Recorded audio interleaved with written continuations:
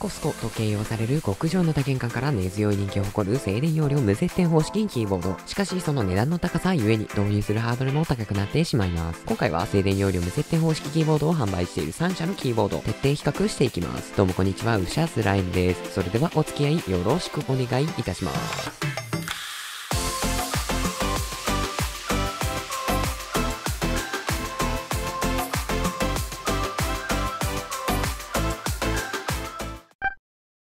というわけで今回は静電容量無接点方式キーボードであるリアルフォース、HHKB、そして NIZ の3つを各項目ごとに比較していきます。比較する項目はサイズ、キーの重さ、配列、打鍵音、接続方式、駆動方式、色、ライティング、キーキャップ規格、価格の全10項目となります。この動画を参考に皆さんに合った最高の静電容量無接点方式キーボードを見つけていただければ幸いです。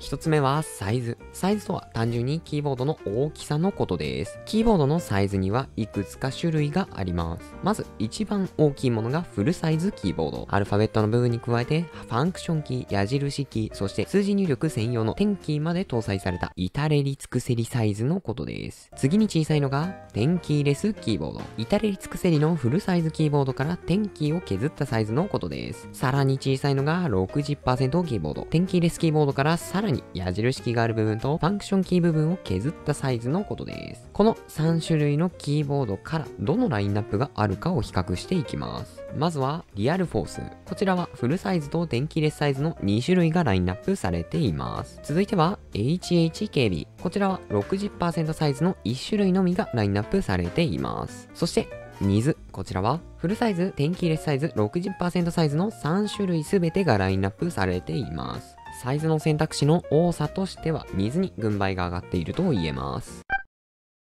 2つ目はキーの重さ。キーの重さとはキーボードの各キーを押し込む際にどれくらいの力が必要かというものです。当然重さが軽ければ軽いほどキーの入力に必要な力は小さくなりますし、重ければ重いほど必要な力は大きくなります。まずはリアルフォース。こちらは 30g、45g、55g、そして変化重という計4種がラインナップされています。変化重とは力の強い人差し指や中指で押すキーボードの真ん中あたりのキーの重さが 45g、力の弱い小指あたりで押すキーボードの端あたりのキーの重さが 30gというようにキーボードの場所に応じてキーの重さが変わっているというタイプのことです。HHKB については 45g の1種類のみのラインナップ。NIZは 35g と 45g の2種類がラインナップされています。キーの重さについては圧倒的な選択肢を誇るリアルフォースに軍配が上がります。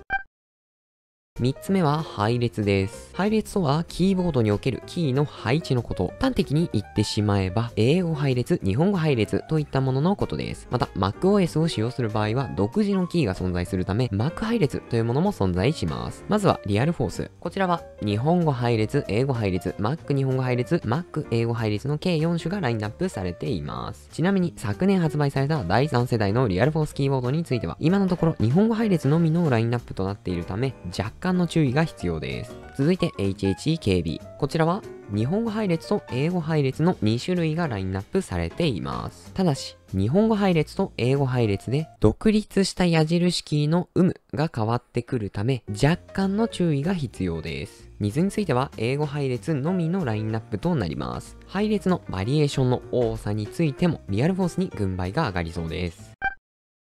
4つ目は打鍵音です。打鍵音には標準モデルと静音モデルの2種類があります。静音モデルとはその名の通り、タイピング音が他のキーボードと比べて静かになるように設計されているものです。標準モデルと静音モデルで打鍵感についても少し変わってきます。まずはリアルフォース。打鍵音には標準モデルと静音モデルの2種類がラインナップされています。続いて HHKB。こちらも標準モデルに加えてタイプ S と呼ばれる静音モデルの2種類がラインナップされています。NIZについては静音モデルというラインナップはなく通常モデルのみとなっています。ただしNIZの標準モデルはどちらかというと静音モデルのものに近く、リアルフォースや HHKB の標準モデルよりもやや静かな打鍵音です。よって打鍵音のバリエーションはリアルフォースと HHKB が優位となっています。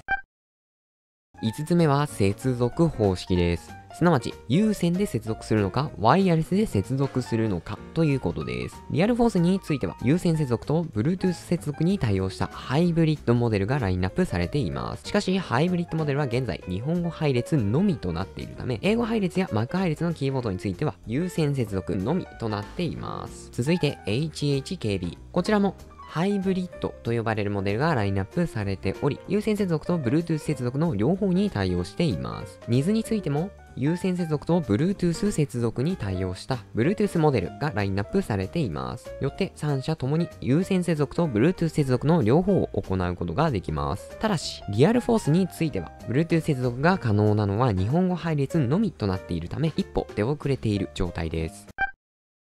6つ目は駆動方式です。つまり、Bluetooth 接続をしている際に、どのような方法で電源を供給しているかということです。リアルフォースについては、単三電池2本で駆動します。HHKB についても、単三電池2本で駆動します。NIS に関しては、本体にリチウムバッテリーが搭載されており、充電式となっています。電池式も充電式も一長一短あるため、この点に関しては優劣をつけることはできません。7つ目は色です。すなわち、キーボード本体のカラーということです。色はデスクの雰囲気を大きく左右するものですので、ラインナップも多い方がいいです。リアルフォースは現在生産されている中で、スーパーホワイト、ブラック、アイボリーの3種類がラインナップされています。なお、Mac 配列のものになると、キーボード版の色がシルバーとなるため、さらにラインナップは増えることになります。HHKB は墨と白の2種類がラインナップされています。NIS についてもブラックとホワイトの2色展開となっています。カラーバリエーションについてはリアルフォースが強いですね。8つ目はライティングです。端的に言うと、キーボードが光るか光らないかということです。光ることで生産性が上がるわけではありませんが、少なくとも気分は上がりますよね。リアルフォースには、リアルフォース RGB と呼ばれるライティングがあるタイプのものがラインナップされています。ただし、ライティングのない通常モデルと比較すると、打鍵感がやや異なるので注意が必要です。HHKB についてはライティングはありません。NIS に関しては、各モデルについて、ライティングありとライティングなしを選択することができます。ちなみに、ライティングがないものに関しても、電源のオンオフなどの際にキーボードが白く光ります。ライティングを楽しみたいのであれば、NIS を選ぶのがおすすめです。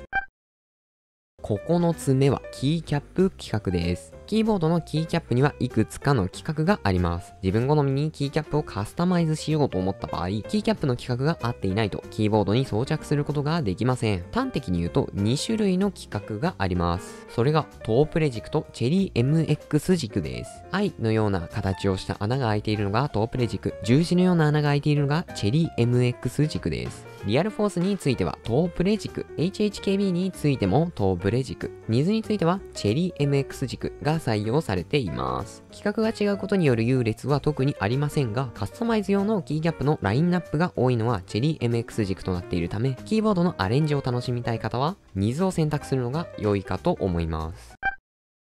最後に比較するのは価格です。静電容量無接点方式キーボードの最大の欠点と言っても良い値段の高さというのも重要な比較基準になり得ます。ただし、それぞれのキーボードの価格を比較するのは非常に困難ですので、今回は Bluetooth 接続可能ライティングなしのモデルに限定して3社の価格を比較していきます。まずはリアルフォース。こちらは R3HC41 というモデル。お値段リアルフォースストアにて 31,240 円。続いて HHKB。こちらは HHKB プロフェッショナルハイブリッドというモデル。お値段 PFU ダイレクトにて 32,250 円。そして NIS。こちらは ATOM66 というモデル。お値段 NIS オフィシャルサイトにて224ドル。最近は1ドル110円前後となっていますので、日本円にしておよそ25,000円となっています。価格に関しては NIS が一番お手頃となっています。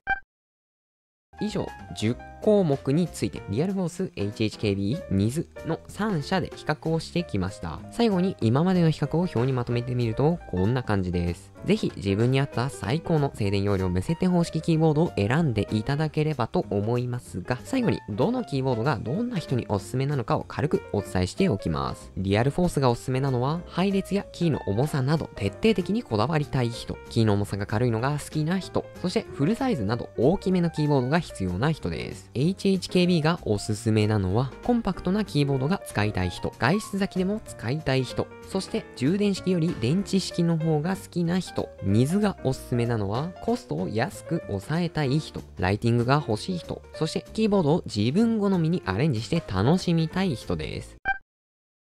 というわけで今回は静電容量無接点方式キーボードであるリアルフォース HHKB NIZ の3つを比較してきました。皆さんの静電容量無接点方式キーボードライフの何か助けになれたら幸いです。この動画良かったと思ったら高評価、コメント、チャンネル登録よろしくお願いいたします。他にも Twitter とやっておりますのでフォローしていただけると嬉しいです。それではまた次の動画でお会いしましょう。さようなら。